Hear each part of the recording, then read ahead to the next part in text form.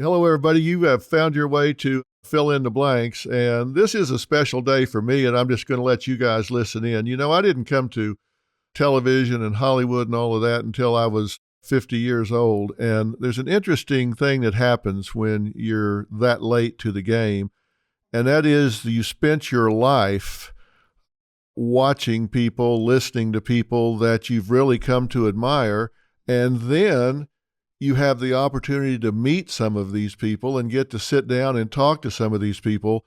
This is one of those days when I get to sit down and talk to and meet someone that I have admired for so many years for multiple reasons that I'll talk about in a minute. I'm talking about none other than Lyle Lovett, and he is a singer, songwriter, actor, producer. You all know who he is, so I don't need to say all that much about that. My dad used to say, the longer the introduction, the less you've done, so I don't need to say anything other than Lyle Lovett. But he's a private guy, Texan, down by Houston. The thing that has really interested me about Lyle is the lyrics he writes. It's truly raw, truly from the heart. Sometimes fun, sometimes smart ass, but always meaningful. And he just has a really unique, different approach to things. 4 Grammys, 17 nominations, and then a lot of television and movies. So, Lyle, it's great to sit down with you. Dr. Phil, you're so kind to have me on. I'm thrilled to meet you like this, even through the air like this. Now, you're down in Texas, right? You're still living down in Klein or nearby? Yes, sir. Right in what was always called the Klein community, which is now, I joke that I grew up in the country and now I live in the city, but I haven't moved. How does that work? Well, Houston has grown out to us, you know. Yeah, it has. What used to be a rural German farming community is now the suburbs of Houston. And gosh, I don't even know how many people live out here in this area now. When I went to Klein High School, Klein High School was the only high school in the school district. And my class was the biggest class up to that point, class of 75. We had 418 graduates. And now there are 5 high schools and no telling how many in each graduating class. But Right. The area has really grown. And I still live on what was my grandfather's farm place. And I feel, so lucky to be able to do that. Now, you've got some real roots down there because you didn't just happen on to Klein. In fact, Klein is named after, is it your great-grandfather? Well, my mother was a Klein. And so that's my maternal family. Okay. And my grandfather's grandfather, my great-great-grandfather, was the first Klein to come here. He left Germany. He left Stuttgart in Germany in 1848. And as so many people did in those days. And he arrived here in 1850, 1851, depending on who you ask. And he, the story goes, would go into Houston and pick up mail for folks, and they'd come over to his place to pick up their mail. And so they started referring to the area as Klein. It's still an unincorporated part of North Harris County. So it's not a city, but it was always called the Klein community. And thanks to the school district taking on the name Klein, our family name will continue in the area. Yeah. So you're truly a country boy, and you live in an area that's named after your family. So that's some roots, man. I'm telling you. Well, I tell you, I grew up around my extended family. My mom was one of 7 children, and my grandfather was a vegetable farmer his whole life, and his sons carried on the farm in different ways. My 2 uncles turned it into a dairy, and one of my other uncles was a produce dealer and helped the local farmers get their produce to the old farmers market on Airline Drive. So I grew up in a farming atmosphere, and part-time work was easy to come by because there's always plenty to do. I was a helper in the dairy barn several summers growing up, and I tell you, that makes you appreciate doing something for a living, like just making stuff up and playing and singing. Yeah. Which is something you didn't get into right away. There's so many things people don't know about you, but you're an Aggie, right? You went to A&M. Yes, sir. And then you went to graduate school. You studied abroad in Germany. Well, going to Texas A&M was really the first time I'd been away from home. And I was young for my class always. My mom sent me to our church's parochial school, which she had gone to, my grandfather had gone to. Our church congregation, Trinity Lutheran Church, is almost 150 years old. And so I got to go to that school and start first grade when I was 5. So I started college when I was 17. It was my first time away from home, and it was just Texas A&M was a great place to go because of its values system, and because it was a smooth 71 miles from my parents' Yeah. house, and it was an easy. In those days, it was an hour and 15 minutes home. If I'd gone to the University of Houston, it would have probably taken me longer to get across town to go to U of H. Absolutely, because of the traffic, no doubt about Exactly. it. Right. Now, as I've gotten to know you over the years and followed you, I've seen some things that were real parallels to my upbringing and interest, because I grew up in Texas and Oklahoma, and I was really into motorcycles, getting my first one when I was 13 years old, and I raced motocross and all kinds of things for many, many years. And you did exactly the same thing, right? You started out running motocross, and you're still doing some of that, right? Well, I still am occasionally.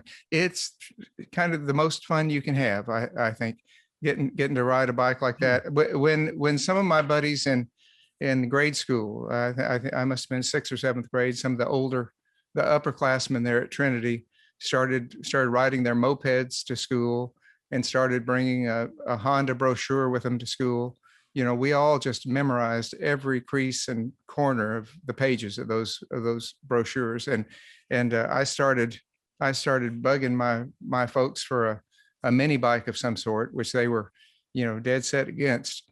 But as time went on and I was able to wear them down, my dad started telling me stories about how when he'd come home from the Navy on leave, his brother had a Harley and how much he enjoyed riding that. And we'd go down to Galveston on the weekends occasionally, and Dad would rent one of those little Honda S50s or S65s, Right. and we'd ride up and down the beach. He'd put me on the back. We'd ride up and down the beach. So I knew he liked motorcycles, and so they let me save up some of my yard mowing money, and then they threw in some too to buy a 1969 Honda Mini Trail, the Z50, the little Honda Mini Trail. And I was hooked. But luckily, my mom had a first cousin, my cousin Sonia Klein, was married to a motocrosser, and we would go to the races to watch him race.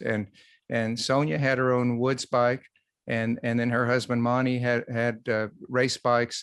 And as we went and watched them, we just thought, what a nice family activity it would be. So after just a couple of months of my having that first mini trail, Mom and Dad and I each had a bike, and we'd go up to the Sam Houston National Forest, where my dad's family is from originally, and we would ride and ride and ride. So it became what we did in my high school years as a family. And it was sometimes the race days on Sundays were a little difficult. We get up and go to early service and then head off to the races, or we'd go to the Wednesday night service and then head off to the races early on Sunday. But we would it was what we did 2 or 3 weekends a month, and we always did it together. And those are some of my fondest memories, really, of family in those days. It's a great way to spend time together. You had a Husqvarna 125, right? I sure did. What kind of bike did you ride? Well, when I first started out, I was running a trail bike. I had you didn't see a lot of them, but I had a Bull Taco 6 Dias Racer. Oh, sure. And, it was so low geared, you could ride it up a telephone pole. And I love that enduro bike. I rode that a lot. And then I got into the 750 Suzukis and all, because I was so big, I had to have a lot of power. And all the time I raced, I never won a race. I won some heats, but I never won an all-out race, because all these guys next to me were like jockeys. They're 125 pounds, and I'm over there 225. And only time I'd ever get a chance is when everybody'd crash in the first turn, and it'd be like 3 of us left, and I'd just outlast them. But it was a lot of fun. It's so much fun. So your Bultaco shifted on the right, correct? Yes. Well, yeah, I never rode a right shifter that, and every time I'd get on one, it just would Yeah, it was from Spain, and lounge. it was very different. And it had the Enduro kit on the tank there, and fix a flat and everything. It had straps on it in case you had to put it on your back and carry it up a hill. It was a really interesting bike. Did you now, was that in Oklahoma or was that in Texas? Both. I rode it in Texas and Oklahoma and in Kansas some. I really loved it. My first bike I was 13, and I got a Yamaha 250 Catalina Super Sport. At the time, you could get a license for a motorcycle if it was 5 horsepower or less when you were 14. And I talked my dad into getting me this one. It was like 40 horsepower, and I was only 13. And I had it about 3 months and let a friend ride it, and he hit a Buick. And he survived. He came through it okay, but that was the end of that. I spent 2 years paying for it, even though I only had it for 3 months. That was part of my lesson in life. Well, gosh, so there are you learn a lot of those riding a motorcycle. Yes, you do. Maybe 18 months ago, I was riding a dirt bike in my driveway, and I was doing a wheelie up the driveway, and I came down, and somebody had put a palm tree there that wasn't there a few minutes earlier. And over the handlebars I went, broke 7 ribs, and blew up my shoulder. And Robin hid the keys to that, to my Harley, to everything. I think they're buried in the yard somewhere. So they're now set decoration. If you need me to bring up my metal detector at any point, just let me Listen, know. I think I should just ship you the motorcycles, because I don't think she would let me ride it again ever.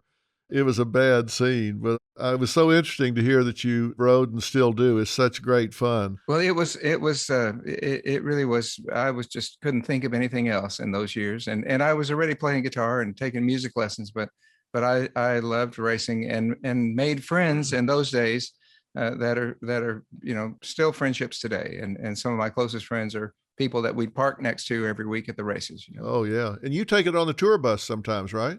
Well, I have taken a truck with having having some bikes in it, but my dad's rule growing up was never ride on the street, so we didn't do that. And then when I started school in 1975 at Texas A&M, I broke my collarbone coincidentally in the front yard. Not too unlike your driveway story. I mean, it's all that racing that you do, and you're fine, and then you do something silly in your own yard, and so that discouraged me from riding for a little while, and then I just didn't do it for 20 years, and picked it back up 20 years later. Why are we crashing in our own yards? Let's wish we had these great stories about going over a big hill at a racetrack and all of that. Instead, we crash in our yard. What the hell? You can't put that kind of stuff in your book, can you? No, it's just not very superhero-like. So you didn't get serious about music until you were in your 20s, right? Well, it was for as long as I've played guitar, I should play much better than I do. My second grade teacher was married to a gentleman that was in the music store business forever, from one of the old families out in our area. His name was Charles Winchie, Wensche. And I came home from school one day, and my mom said, "What would you think about taking guitar lessons? Mr. Winchie teaches guitar lessons." And I said, "Well, that'd be fun." And that was about it. I mean, there was no forethought. They bought me a little starter guitar, and Mr. Winchie taught me a few chords, and then he stopped giving lessons. And my mom set me up with a music teacher in downtown Houston, close to where she worked. My parents both worked for the old Humble Company, met working for the old Humble Company, which became Exxon. Right. And my mom was there for 40 years, my dad for 37. But once a week, she would drive. She'd get off work at 4:45, fight the traffic all the way out. We're 28 miles northwest of downtown. She'd fight the traffic, pick me up, take me back in for a 7 or 8 o'clock in the evening music lesson, while my dad worked late on those nights. And I'd have my guitar lesson, and then we'd all three go home and stop off at our favorite Mexican food restaurant.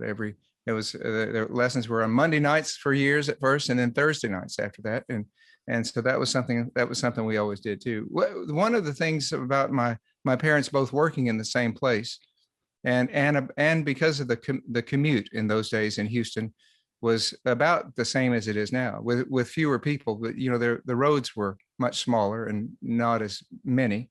My parents rode to work and back home from work together every day. And so that Oh, could be up wow. to an hour and a half each way. So they even though they didn't work together at the office, they spent lots of time together every day. And that's something I think back on as what would be a lovely part of a relationship. Oh, And of course. we just always did things together, Yeah, that's great to spend that time together. That's great.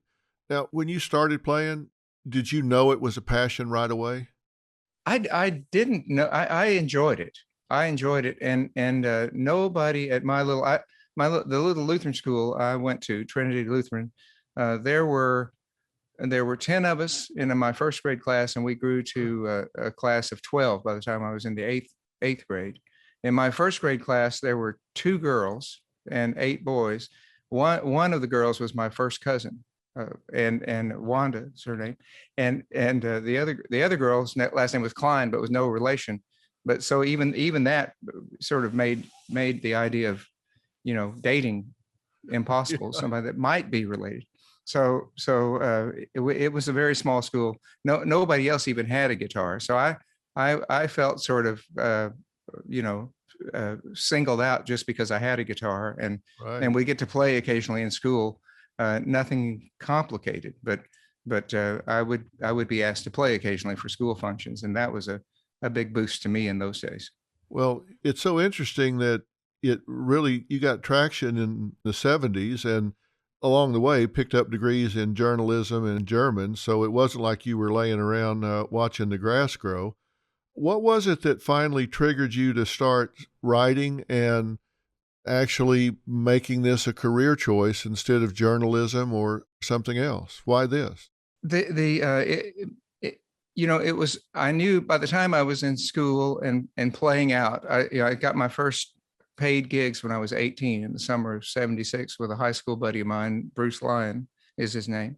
And Bruce was a motocrosser as well. So we had lots in common, and he's a year older than I, and he got his driver's license a year before I did. And so he and I would go into Houston to H&H Music in those days and take guitar lessons.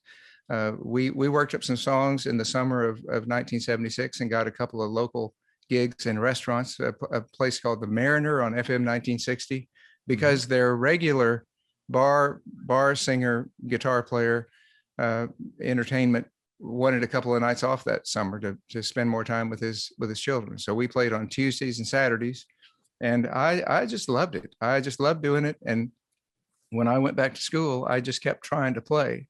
So it was then that I realized how much I enjoyed doing it.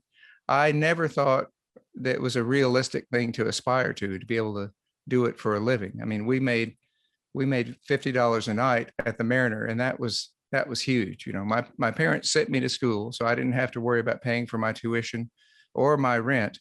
And any money that I made playing, I could save up and put back into buying new equipment or saving up for a new guitar and making my sound system better. So I did just that and just kept playing after that everywhere I could. Yeah, and you actually got connected with Nancy Griffin, right? Well, it was Nancy Griffith was a big help to me. There's a place in Houston that still exists, opened in the late '60s by Marvin Anderson and Gray Fair, called Anderson Fair Retail Restaurant. And even today it holds just jam-packed about 75 people. But it is an original music listening room, and it had a serious reputation. By the time I was playing out in the late '70s, it was a well-known place and known as the kind of place that if you go, you're going to hear a serious singer-songwriter, and the people who are there will be truly listening to the point that I'd seen the owners who were Roger Ruffcorn and Tim Leatherwood at that time. I'd seen them come up to people at a table and say, you're in the wrong place, and give them their money back if they were talking and carrying on as you would expect. You bet. They would just discreetly say, you folks came to the wrong place, and folks would leave. It was so quiet when you played there, you could hear a pin drop. Nancy Griffith and her boyfriend at the time, who would become her husband, Eric Taylor, were both instrumental in introducing me to Anderson Fair. And Nancy had come up to Texas A&M to play the coffee house at Texas A&M, and I did an advanced story on her for the Battalion, Texas A&M's daily paper, and which was really fun for me to get to do those kinds of stories. And so I interviewed her and ran the story, and then the coffee house asked me to open for her as well. And so that's how I met Nancy, and she invited me to come down to Anderson Fair and sit in, do a guest set with Eric Taylor at his next performance, which got me in the door there. And wow. So I was able to start playing my own songs at that point. You asked me earlier how I came to want to write songs, and it really was a feeling of not being able to play someone else's song adequately. I thought to myself, I need to make up my own songs. If there's going to be a reason people want to listen to me, it has to be not for my voice necessarily or the way I play guitar, but for my point of view. So I started making up songs really to show my take on things, and I felt like that was the strongest thing I had to offer. And you do have a unique point of view. You've said people don't want to hear how well things are going, so you kind of write about, pain, conflict, whatever. What led you down that path? Because you do write about, as someone trained in psychology, you cut to the chase about relationships and life and things like that in your songs. And I think that's what people relate to so much. I was just curious how you landed on that particular way of writing songs, that particular point of view. Well, you have to be careful what you say in interviews over the years, don't you? It really, my approach to songwriting isn't really an approach. I mean, I feel lucky to make up anything that holds together from the first line to the last line and sounds halfway decent. I really in writing a song, I rarely think about the audience or who the song might reach. It really it's really just sort of self-therapy, writing a song. So I've always felt free enough, free in the sense that if you write something you really don't like, nobody ever has to hear it. That's one thing you can absolutely guarantee. But I've felt free enough to write about things that I've actually gone through, and to write about, write from real life experiences, not necessarily trying to create experiences. And some songs have more truth in them than others. Some songs start off with a kernel of truth and spin into some fantastical story. But some of my songs are not so much written as they are just written down from things that have happened. Yeah. Do you know when you've written something that is going to be a hit? Can you tell? Does it feel right to you? Can you tell one from another? Thank you for saying the word hit. But in a way, I've never had a hit, and that's I've had some songs that have made it on the charts, and I have a few songs that people seem to ask for every time I play. But what's important to me is just to have a song that feels good to me the first time I play it in front of people. I'm not looking for necessarily how the audience reacts, but I'm looking for how if I feel self-conscious playing a song in front of you, then I have to reevaluate that song. But if I feel confident playing a song in front of you, then I feel pretty solid about it. Right. Well, you're very humble the way you describe all of that, but you've got 4 Grammys, 17 nominations. You've been on the country charts. You've been on the Billboard charts. I mean, you've had a lot of hits, a lot of songs that have done. Just look back decade after decade, you just seem to keep turning up and on both charts. And you'd gravitate away from country, then you'd come back and win those fans back again, and then gravitate away. You just do what you want to do, and people seem to find you. I have always been lucky to work with folks in the music business who've given me a free hand creatively and supported sort of, how I wanted the kinds of songs I wanted to record. And that's unusual, really. And part of it is, and I appreciate your saying that. I'm so grateful for the career I've had. But if if you have a big hit, for example, you can kind of paint yourself into a corner.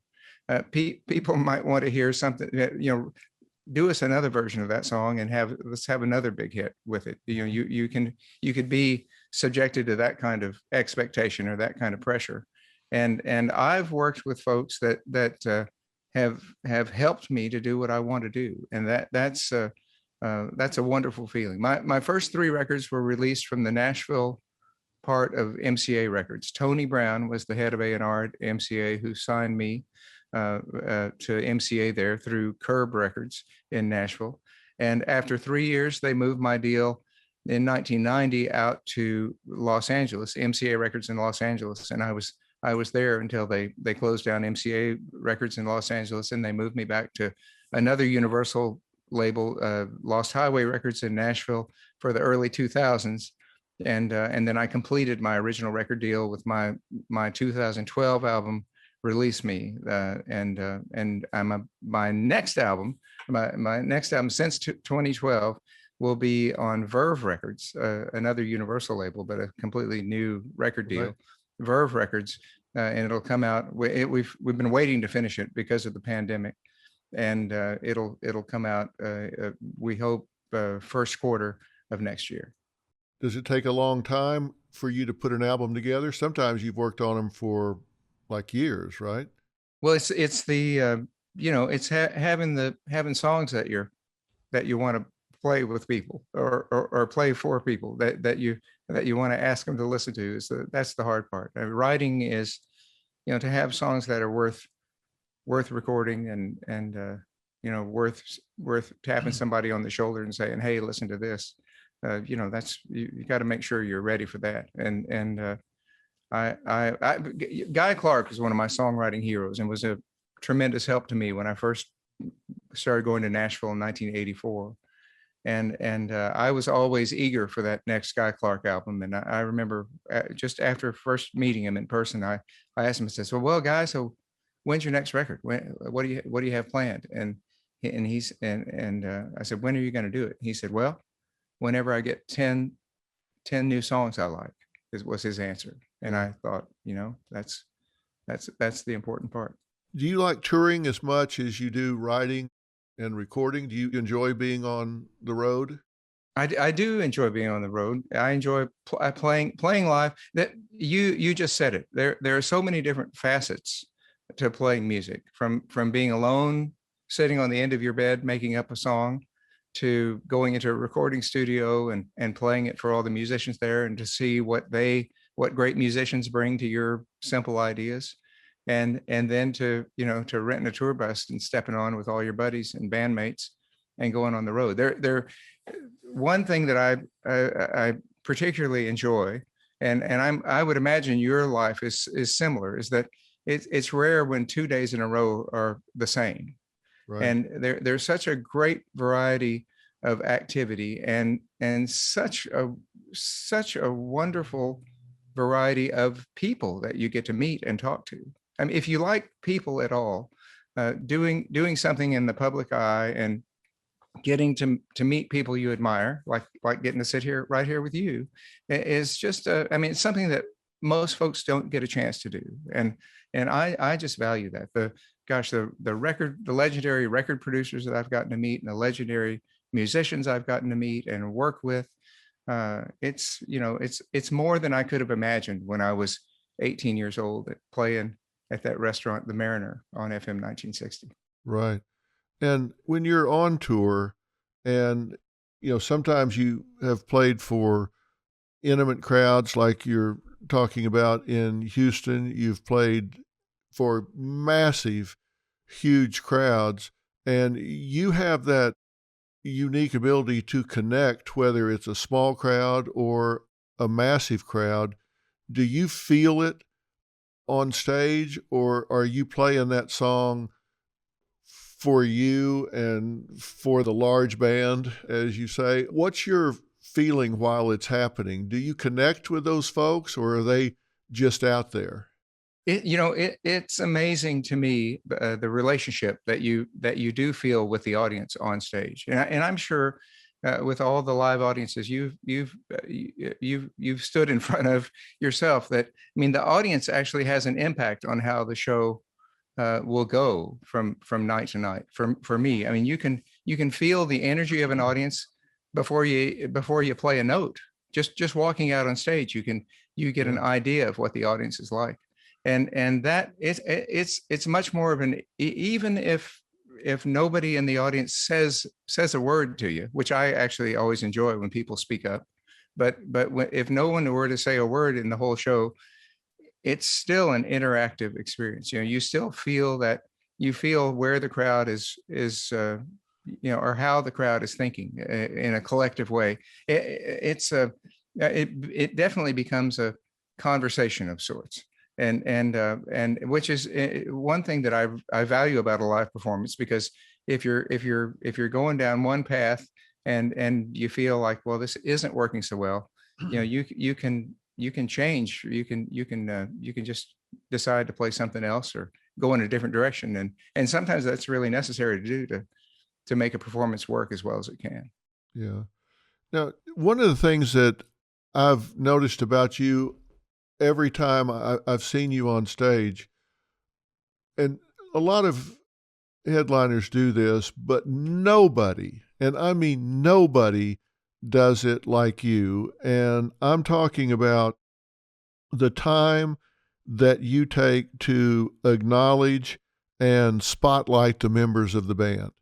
There's no end to the time that you'll spend introducing, spotlighting, and it's obvious to me that they feel the freedom to do different things during the sets. You just let people go. I mean, what's your thinking about that? I first of all really enjoy the people I work with and admire their skills. Nobody, nobody's going to hire me to play guitar in their band, and so I make it a point to be the worst musician in my band. And so over the years I've gotten to work with so many talented people. One of the things that I enjoy is standing in the middle of them and listening to them. And so it's important to me that musicians have fun every night. I mean, playing music is a joyful experience, and so our arrangements are structured in a way, but that allows for improvisation every night. I don't ask the musicians in the band to necessarily play the same solo note for note or the same solo that happens to be on the recording. I enjoy hearing, music can be a conversation among people in the band, and I enjoy standing in the middle of that. A simple way to say it is, when you hire really talented, smart people to do something, don't limit them with your own thinking. Is kind of my thought. I don't want to get in their way of doing something better than I could have imagined. Yeah, well, you're very generous with all of these musicians that are around you. And you're right. I mean, it's smart. I've always tried to surround myself with really smart people that make me look better when they shine. But you really are generous with these people, and you can tell that they know it, appreciate it, and love to work with you. You can see it on stage. It's really clear that there's a connection among you guys up there. That's really kind of you to say it. Playing together, sort of being in the game together, when you're relying. And I know you grew up playing football. You rely on one another. I mean, there's a feeling in that huddle that binds you together always, and that's what being on stage with musicians is like.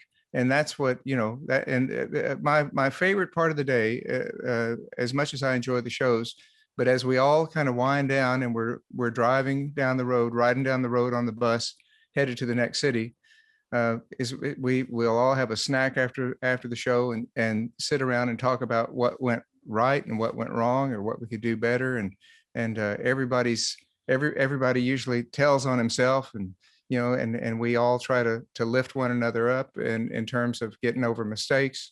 And to have that sort of debrief after each show is just one of my favorite parts of the day. And slowly you see guys will start peeling off and going back to their bunk one by one, and then all of a sudden you realize you're sitting up there by yourself with the bus driver. Yeah, exactly. And it's that's a great part of the day. Yeah. When you have a song that gets featured as prominently as you had a song in a big blockbuster movie like The Firm, what do you say to yourself about that? You are so nice to bring that up. Sidney Pollack directed The Firm. Right. And I sought him out. I called my agent. I said, please put me in touch with Sidney Pollack. I want to thank him. Sidney Pollack played my song Money in a scene where most of the time, if you have a song in a movie, you can barely hear it, or it's turned way down. He turned my song up. He turned it up because it was designed to mask a listening device so that the main characters, Tom Cruise and Jean Tripplehorn, could have a conversation and not have their conversation bugged, to drown out the bug. Anyway, I sent him a note. I said, no directors ever turn a song up. God bless you. Thank you. And years later, I got to meet him, and he said, we'll do it again. And he did do it again. So yeah, that had to be interesting when you saw that for the first time, because like you say, it was not background. This was not elevator music. It became a character in the movie. I was thrilled. I just had no idea. I mean, it's thrilling enough to know that a director like Sidney Pollack wants to use your song, but I just never expected to have it be featured so prominently. I did a recording session years ago with Don Was producing, and a wonderful guitar player from Los Angeles named Mark Goldenberg played guitar. And we were recording this. It was my song "You Can't Resist It" for a film in that session. But all the guys in the band were joking. Mark Goldenberg said, "Yeah, the first time I had a song in a movie," he said, "I was so excited." He said the scene was a shot of a clock radio on a nightstand. My song came on the radio, and an arm reached in and turned off the radio as soon as it came on. Yeah, that was not exactly how they did yours, so it was very different. So you've had your songs in movies, but then you've been in movies as well, and you have worked with a really iconic director, Robert Altman. What's it like to work with someone like that? You've got to learn things from him, because you seem really private and you seem really laid back, and then to step up into a movie role would seem like a real stretch for you. Well, and I'm not sure I'm very good at it, but I'm never one to question good fortune, and it was such an opportunity to work with Robert Altman, and my aspiring my aspirations as an actor really were just because of him. He came to a show we did in 1990 at the Greek Theater, and just called me up afterwards. And I was standing in my kitchen, and the phone rang, and I'll never forget the conversation. He said, "Hi, this is Bob Altman. May I speak to?" I said, "This is he." He said, "So you want to be in a movie?" Just like that. "You want to be in a movie?" And I said, "Well, yes, sir." And and he said, "Good." He said, I'm about to do one." He was working on the film that turned out to be Shortcuts at the time, and then The Player came in before that. So he asked me to be in The Player, but it was Shortcuts that he had called about. But he said I said, "Well, what should I do to prepare? Should I take acting lessons, or what should I do?" And he said, "Oh, heavens no, they'll just mess you up." He said, "Just come out here." And so I did. I went and met with him, and he was a wonderful teacher. As you said, he was a great teacher. And what I learned most from him was how important confidence is, and how important it is to believe in your own approach. He was confident in that way that, well, it permeated the entire cast and crew. He was, some directors on films, I mean, you couldn't begin to get near their station with their monitor and their little camp on set. I mean, you just wouldn't walk over to them. And if you got anywhere close to Altman, he'd say, come on, come over here. He knew you wanted to look over his shoulder, and he would just say, come on over here. And he'd put his arm around you, and he'd pull you right into his monitor and let you watch it. He let you do as much as you wanted to do. Really? And every day at the end of the shoot days, for dailies, he wanted everybody in the cast and crew to be there. And he would sit in the back of the screening room, and he'd watch everybody watch every take of every scene, and he wouldn't say a word. He would just watch, and there'd be refreshments for everybody. At the end of every day, it was like a party. I went to dailies the first days I worked, and then I didn't work for a couple of days on the player, so I didn't go to dailies. And the next time I was on set, he walked over to me very discreetly. I mean, he never embarrassed you in front of anybody, but very discreetly, he said, "Where were you?" And I thought, where was I? What do you mean? Where was I? And he said, "Dailies, where were you?" And I said, "Well, I wasn't in the," he said, "Come to dailies." In other words, come to dailies, whether you're in the scenes or not.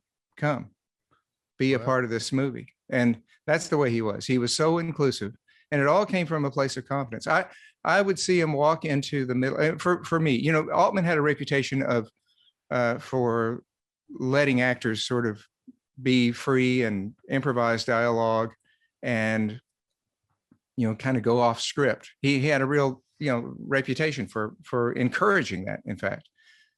My take on Altman is that first of all, he was a great judge of character, and he knew who to do that with and who not to do that with. And in my case, he would walk out, I'd be on set ready to, I'd have my lines in my head, I'd be ready to do the scene.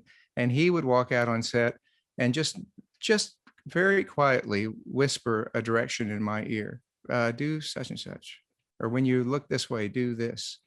And I would do that, and that would be the take. He knew who to give direction to and how to talk to people. He was just an astute judge of character, and all his films are about stripping away pretense and getting to the heart of someone's motivation, getting to the real person behind whatever pretense he might construct for his life. His style, it was that direct Kansas City way of speaking. Right. And, not at all unlike what you do, Dr. Phil. Would you do movies again? Is this something that you like to do on a regular basis? I do. I work. I mean, the main way I make a living is playing music. And so I don't have a lot of gaps in my schedule, and I don't really pursue acting work, but I do enjoy it. And I'd love to do more of it. It's for me, it's a chance to be in the band, and not have the responsibility of running the band. It's a chance to look into someone else's creative process. As collaborative as music is, making a film is that much more collaborative. It requires so many people to make a film, and there's just no end to interesting things that happen on a set, in my opinion. Yeah, it's certainly collaborative. There's no doubt about that. One log won't burn, so you got to have everybody else to work off of. So how is all of this that you've done, being on tour and being in the entertainment business, how do you think that's affected your personal life and your relationships? Well, that's a really good question. I'm a little late to the game. I mean, as you pointed out, I did start playing music when I was 18, but my first record didn't come out until that was in 1976 when I was 18. My first record came out in 1986 when I was 28. And I thought to myself then, well, I'm way too old for this. This will never work. I mean, I'm glad to have a chance to make a record, but this is probably going to be it because I'm way too old. I had my first children when I was 59 years old. And so I became a dad not quite 4 years ago. Right. Twins, a boy and a girl. And in a way, this during the pandemic, being home solid for more than a year has been one of the just richest years of my life. My wife and I have been married a shorter time than we've been together, but it was because of music that I met her, and so you never know how things would turn out if you had done something else. But I am grateful. I'm grateful for the way this worked out, and I'm so grateful to have a chance to find out what being a dad is all about, even at the age of a granddad. Yeah, what a great time in children's lives to be able to shape those personalities and shape those relationships. People always say that kids grow up so fast. You've had that opportunity to really be there and spend that time with them. Well, it is, and it is true. I can't believe how quickly the last 4 years have gone. My parents both worked, as I said, and they would leave home to beat traffic into Houston at 5:30 or 6 in the morning, and they'd get home every evening about 6:30. And I'd spend every day after school with one of my relatives, my grandparents or my aunts and uncles, who all lived within walking distance of our house. And so I had a wonderful support system to grow up with. And my parents, when they were off work, because they were gone half of the day every day, when they weren't at work, they never did anything without me. I can count on one hand the number of times that I might have had to stay with my grandparents when they went out for the evening. They just didn't do that on a regular basis. And we just did everything together as a family. Since our children were born, I've been flying home on days off when I'm on tour, but in general, I'm home more than I'm on tour anyway. So when I'm home, I'm really home and really get to be with them. This last year of getting to be with them every day is just something I would never have anticipated. And because it's the pandemic, we haven't had any folks helping us. It's just been my wife April and me and the two of them. And it's 2 on 2 is definitely outnumbered, by the way. Oh, of course. but it's just been fun from morning to night. Yeah. You were married for a short time to Julia Roberts, and this was in the 90s. Were you a lot more prepared to be married this time around? That's a good question. April is younger than I am, and 17 years younger than I am. And when we first met, she was 21 years old. And I tried to reassure her by telling her, I may be older, but I'm very immature. And and so I think that she's ahead of me still in the maturity factor. But I think it's being married and being, I tell you, this having children thing, I know people have talked about it before, but it's a big deal. And it's for me, I feel I feel a little ignorant, really. I mean, it's the kind of thing that you just have to experience to get it. And I remember my dad used to tell me, one day you'll understand. And I lost my dad in 1999, and which also seems like just a couple of days ago. But and my dad and I were very close.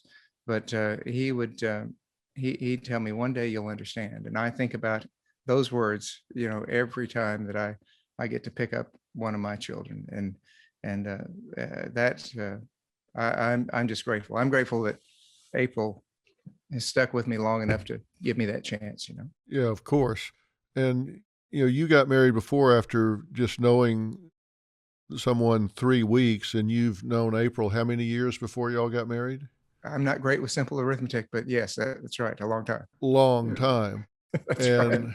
Clearly you've got, these 2 children, and you had what I think you would have to describe as an idyllic childhood.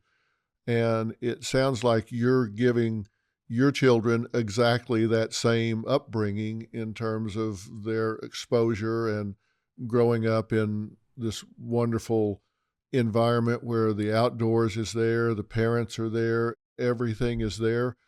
what's your hope for your children, particularly in this day and time, because things are changing so much. Social media is becoming so prominent, and we're seeing the world change so fast. Do you worry about what their world is going to be like when they get up to adult life? You do think about that, but it's what you said. If you can give them the sort of foundation, give them the tools to. I mean, they're going to have to figure it out on their own. I was struck from the very first day with how much of their survival is up to them. How much do they want to eat? How much do they want to make it? I mean, that a lot of that comes from them, and they'll have to figure all that out, and how to navigate the modern world, whatever it becomes.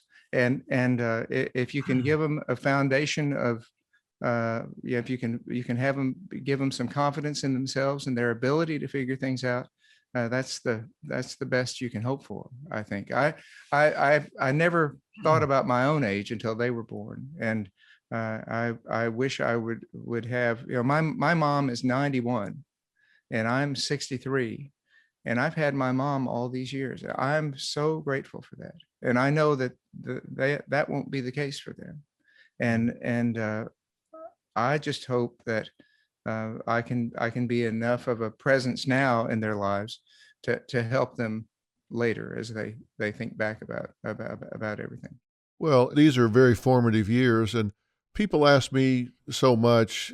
I get asked so often, Dr. Phil, if you could say what's the most important value that you could convey to kids in this world, in this day and time, it hasn't changed from the answer I would have given 20 or 30 years ago, because they say, they're worried about drugs, and they're worried about, all the different temptations and them growing up so fast. And, my answer was then and is now, if you can teach children to value themselves, to have self-worth and to value themselves, they'll carry that forward into life. Because it's like having a young daughter. If she values herself, she won't let some boy take advantage of her. Because she'll say, look, you're not going to use me for a playground. I value myself too much for that. And if her daddy treats her with dignity and respect, the first boy she meets that blows in her ear and tells her she's special, she's going to say, yeah, I know. My dad's been telling me that for 20 years. I don't need you to tell me that. I know that. I've learned that. I just think it's so important to teach children to value themselves and know what their worth is, because then they treat themselves with dignity and respect, and they don't get sucked into all the rest of this. And it's so clear to me that's what your parents did with you, and I can see you're doing it already with your children. Well, I couldn't agree with you more. But give it a few years, no telling how to go. We might have to come on your show to get you to straighten us all out. Yeah, I'm guessing probably not, but I would certainly be happy to come down there and have some chicken fried steak with you and let you tell me whatever you needed to. We have plenty of that. But that's one of the things that I've long admired about you is how important family is to you, and how you talk about that in a way that inspires folks, and the fact that you get to work with one of your sons, and that you've encouraged one of your sons, despite probably better judgment, to go into the music business. I mean, that's being a great dad. Well, it's interesting. Robin and I have been married for 44 years. We've been together almost 50. And, so our boys have grown up, seeing their parents together every day. And I get to talk to my boys pretty much every day, either on the phone or we might see each other. And, one of them is very business oriented, Jay. And as you say, Jordan is the musician, and he's just finished a 100-city tour opening for the Jonas Brothers around the United States and Europe, and was just on James Corden a few weeks ago with a new song. And it's so fun to watch him do what he's doing. And I love music so much, I couldn't carry a tune in a bucket, but I love it.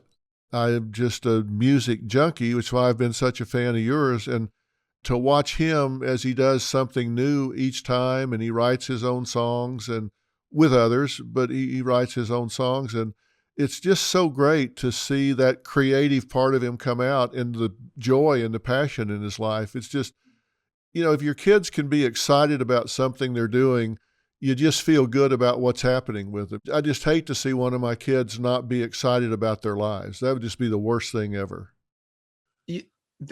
There's not a more joyful feeling. I get excited when I get excited when my little ones find a soft spot in the dirt that they realize they can fill up their bucket.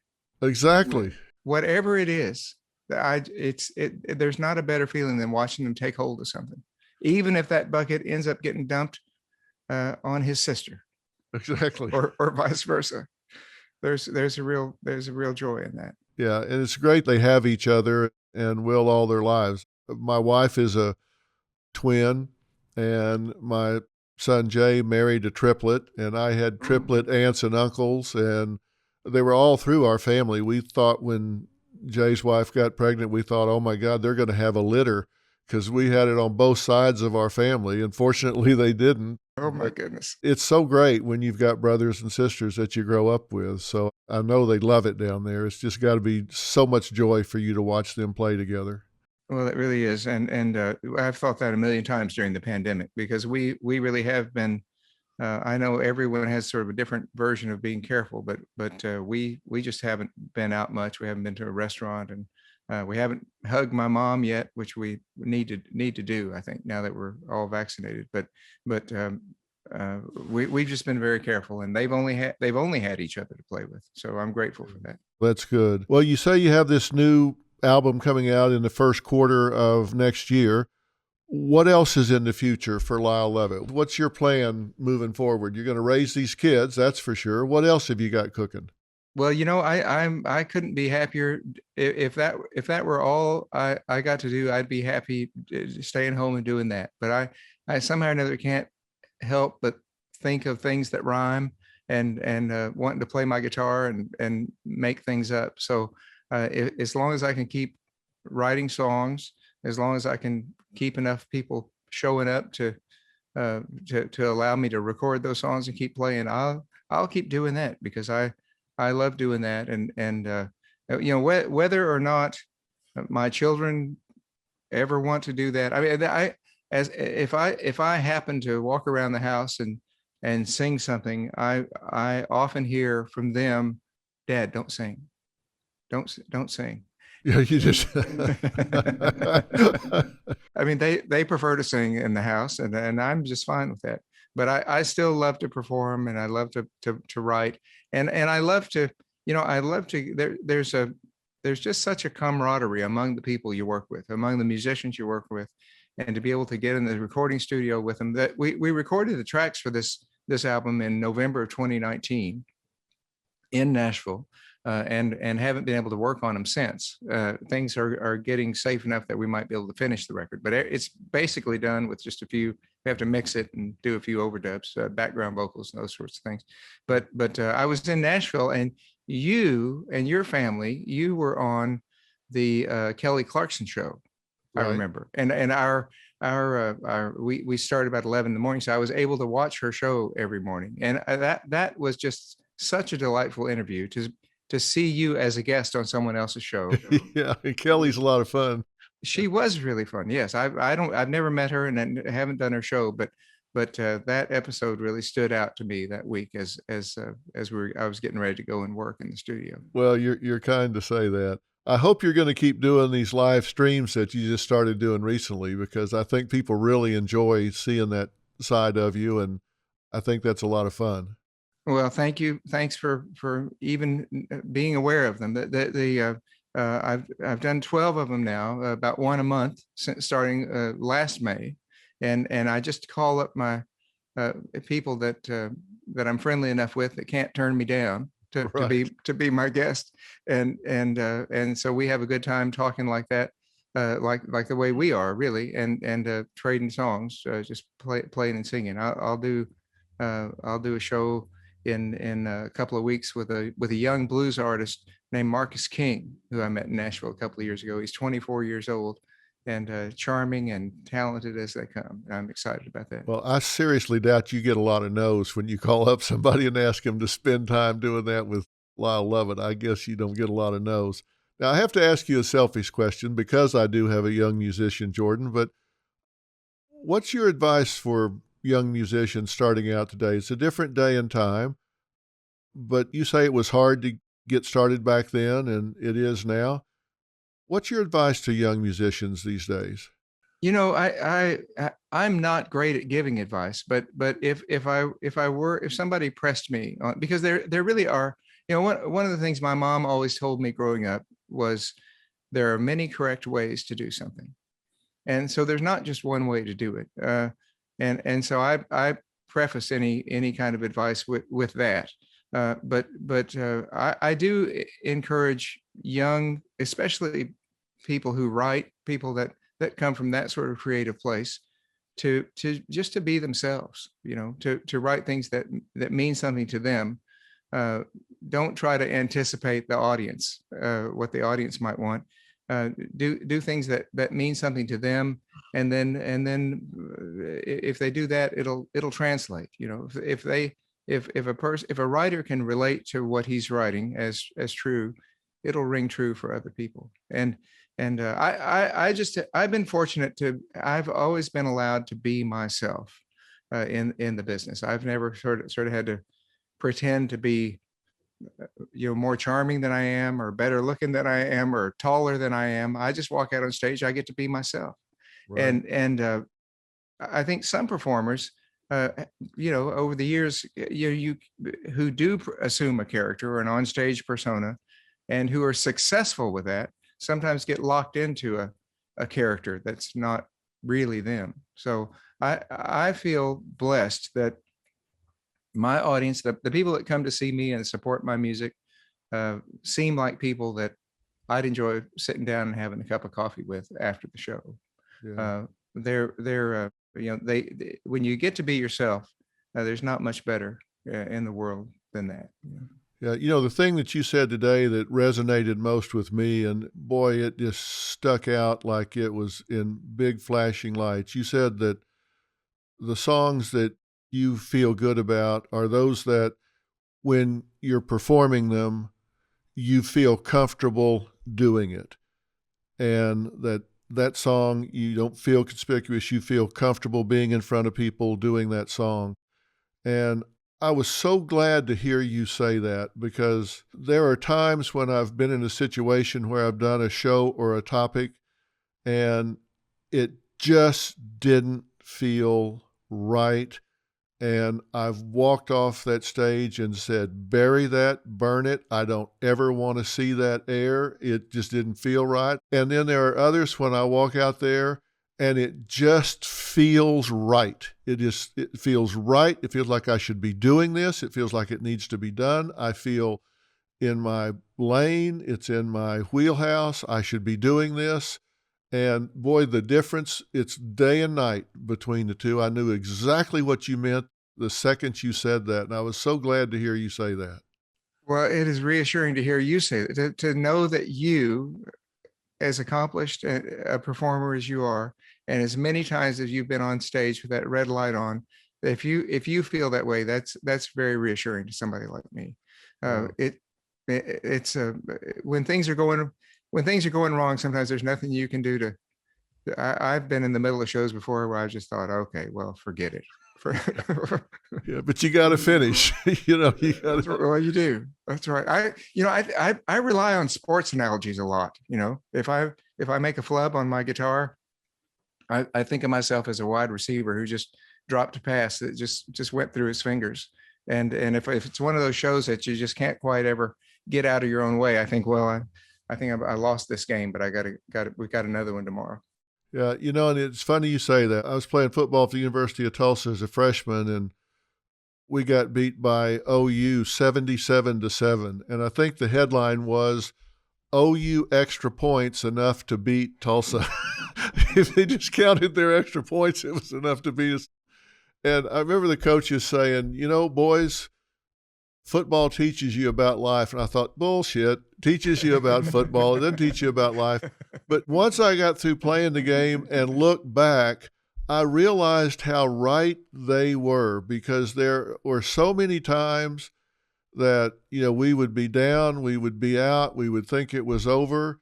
And next thing you know, something happens, then the clock stops and something else happens. And before you know it, if you just don't give up, you wind up surviving, sometimes even winning. But I think athletics are so important, and I've learned so much from that. So when you talk about sports analogies, that really resonates with me. It's taught me a lot about hanging in there, never giving up, and just being able to walk off and say, you know what, I did the best I could, and I didn't leave anything out there, so I'm okay with whatever happened. So Yeah, that's right.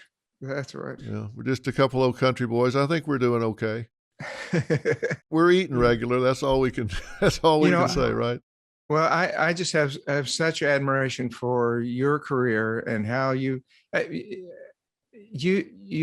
mean, just the whole Amarillo beef trial, all of that. I mean, they still talk about that in Amarillo. Oh yeah.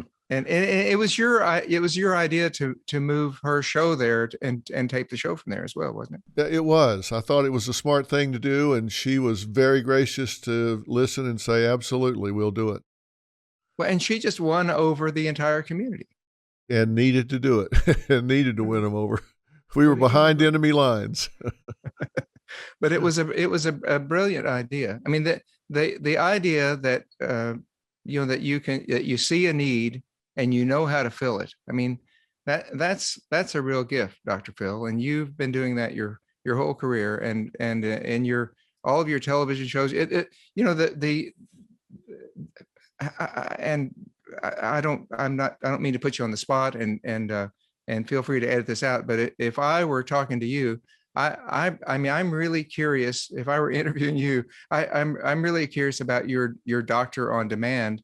And I mean, that's got to be something that's really important to folks that might not have access to doctors, folks that or don't want to go to an actual doctor, a physical doctor's office for one reason or another. Well, it really is. And, particularly that company, it was my son Jay's idea to start, and we really got behind it, and it was just doing terrific.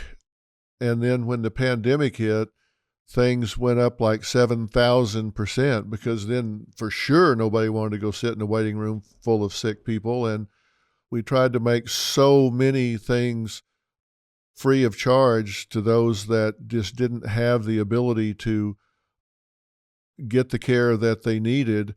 And one of the things we've really developed is the mental health side of it, because people don't realize, but 48% of rural communities don't have a psychologist or psychiatrist available to them, and almost 70% of them don't even have a psychiatric nurse available to them. There's just no healthcare providers available for rural communities in particular. So the ability to get in front of your desktop or laptop or even your mobile device and click, and you're in front of a board certified licensed therapist that can talk to you with dealing with loneliness, anxiety, depression, or whatever, I think really makes a difference for people that otherwise would just be lost. And so I'm really proud that he's been able to get that into the delivery system so much. So I hope it's going to continue to make a difference. Well, I think it already has made a difference. And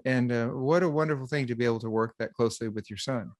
Yeah, it's been great working with both of them. And I've studied enough about the business side of the music business and have an excuse to talk to Jordan on a regular basis, because he sure doesn't call me to say, how does this sound? How does that sound? So at least I can kind of talk to him about the business side. But we have a lot of fun, and he's just had a new baby. And so I've now got 3 grandkids, and it's just nothing but joy. I just couldn't be more excited about it.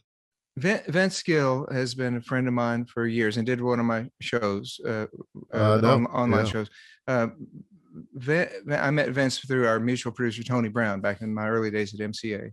And it's been couple of years ago now that they taped the birthday TV special hosted by or for Willie Nelson in Nashville. Right. I got invited to be a part of that, and you show up there at the arena and go to your dressing room, and there I was sharing a dressing room with Vince and Rodney Crowell and Ray Benson from Asleep at the Wheel. So that was really, really fun. But I walked in and Vince was sitting there, and we had done some dates together. And he said to me, he said, "Well, how them babies?" Like that. I said, "Well, they're doing great. They're doing great." He said, "Well, just had a grandbaby." He said, you want to know why it's better?" And I thought he was going to say what most folks say is you get to enjoy them and then send them back. But that's not what he said. And this is such a Vince Gill thing to say. But he said, it's better because it's the first time you get to see your child realize how much you loved him. Yeah. And I just thought, whoa. Yeah, really, really true. I always tell parents, you're not raising children, you're raising adults. And you see it come to fruition. And Jordan was just on a trip with Joe and Nick Jonas to play golf. And after 2 days, he called and said, "You've got to get me home. I can't be away from," his daughter's name is Ro. And he said, "I can't be away from her another day. I've got to get back home." And I thought, what a wonderful thing to hear your son say about his new baby. That really is. And I know the feeling completely. I've missed 3 days off when I've been on tour since they were born in June of 2017, getting to come home just because it's logistically impossible. But every other day I get the bus to drop me off at the nearest nonstop airport and just zip home even for a few hours. And that I know it meant more to me than it did to them at the time when they were little, but it sure meant a lot to me to be able to do that. It's so important. I realize sometimes I've flown from New York to Dallas to be at a basketball game and turned around and flew back after the basketball game. And it didn't matter so much that I was there, but it would have mattered a whole lot if I hadn't been. And that's the difference. Sometimes you think, well, it didn't seem to make that much difference to them that I was there. But if that seat had been empty when they looked up there, it could make all the difference in the world. I will take that to heart. That's great advice. That positive spirit of yours and that, that appreciation for what you get out of everything you do just comes through every time you step on stage, and it's uplifting every time, and you just make it look so easy. And I know it's not as easy as you make it look, but it's just, you're just wonderful at your job.